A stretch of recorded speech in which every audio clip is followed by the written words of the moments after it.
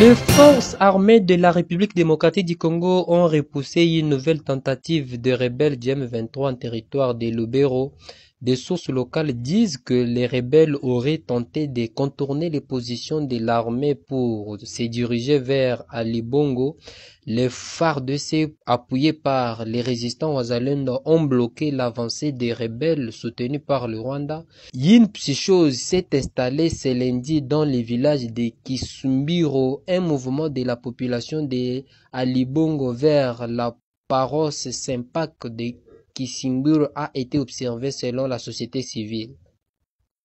Le lundi à Issiro, le couple présidentiel a pris part à la célébration eucharistique marquant le 60e anniversaire du martyre de la bienheureuse Anouarite et clôturant l'année jubilaire décrétée à ce sujet devant près d'1 million de personnes. M'adresser d'abord à la jeunesse pour dire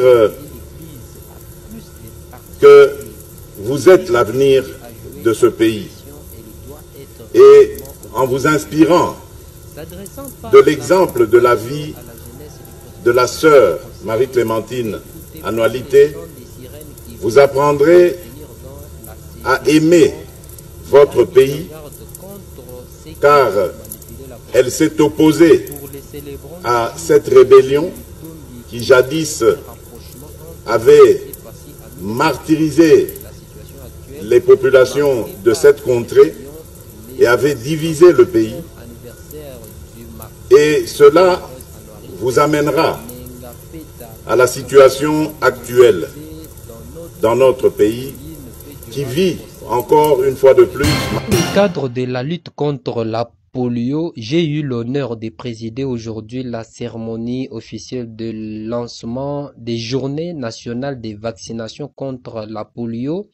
Lors de mon intervention, j'ai souligné avec insistance l'importance cruciale de la vaccination dès le plus jeune âge.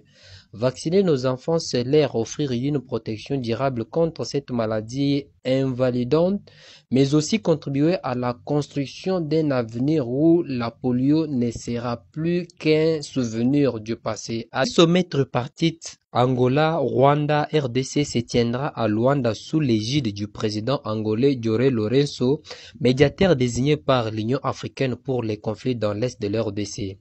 Le président Félix Tshisekedi de l'RDC, Paul Kagame du Rwanda et leur homologue angolais se réuniront pour accélérer les efforts de stabilisation dans l'est de l'RDC, une région en proie aux violences. Le ministre du Budget Aimé Mboji Sangara est attendu mardi au Sénat de la République démocratique du Congo dans le cadre du débat général sur les projets de loi de finances de l'exercice 2025. Ce projet de budget est équilibré en recettes et en dépenses à hauteur de 49 847 milliards, dégageant un taux de croissance à 21% par rapport au budget de l'exercice 2024. Tentative d'assassinat a été déjouée à Goma. Madame Esther, une femme d'affaires, aurait offert $1000 à 47, c'est que ici sont là. Il a reçu une somme d'argent équivalent à $1000 pour donner mort à Madame Esther. Il a reçu une somme équivalent à $1000 donnée par Madame Esther.